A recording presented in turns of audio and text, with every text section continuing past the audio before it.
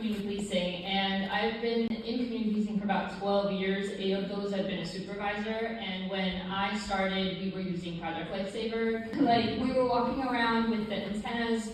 It was very hard to find people. We were using probably about 2 officers 2 full weeks out of the month to go out and just do battery changes, because we had approximately 100 people on the program. So it just took so much manpower, so many hours. And when I became the commander of community policing, I was like, guys, there has to be a better way. We're going out there spending so much time just on this program. We have so many other programs we're doing. We can't be tied up doing this for so long for so many officers. So I started researching, and I have many friends who have kids on the autism spectrum. So I was like, hey, what would you want to see as a parent? If we were to offer a program, what would you want to see? 9 out of 10 of them came back and said AngelSense. So I was like, okay, I'd never heard of AngelSense before. So I started doing some digging, and I actually called their office, and at that point, there was only one other law enforcement agency in the country who used them. And so I called them, got in contact with them, learned more about it, and I brought it to our administration, and that's kind of how we moved forward. Because I was so shocked that there was no law enforcement agency in the country that used a GPS technology to locate children with special needs, and we also use it for the elderly as well, for dementia and Alzheimer's, etc.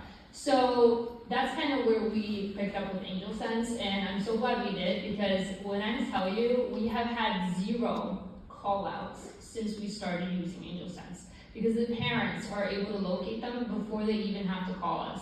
We had one emergency where you press the button where it reaches out to first responders, one of those, but by the time we called the mom back, she had already located her child because of the GPS technology. So it is huge for law enforcement agencies. Just speaking manpower, it alleviates all the manpower in the world, because it literally, they ship it, they train the parents.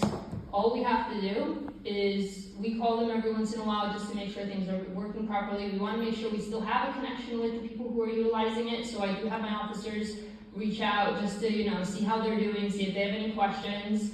But otherwise, it really takes out the law enforcement aspect in terms of hours and things like that. The only thing is funding.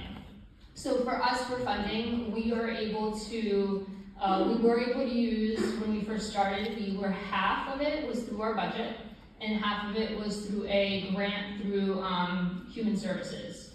Currently, it's mostly all of our budget, and right now we're working with the state police through a grant that they have. And I was just speaking to Jeannie earlier today about working out some ways to get different grants, because grant is where the funding is. Currently, we have 66 people on our program, and we'd love to expand that, but unfortunately, the budget, it gets a little rough. So grant work is very important when it comes to these type of programs, because unfortunately, the good stuff does cost money, as I say. So that's the only drawback, but honestly, it's been such a change for our department, just to have this GPS location, as one of our programs. Thank you.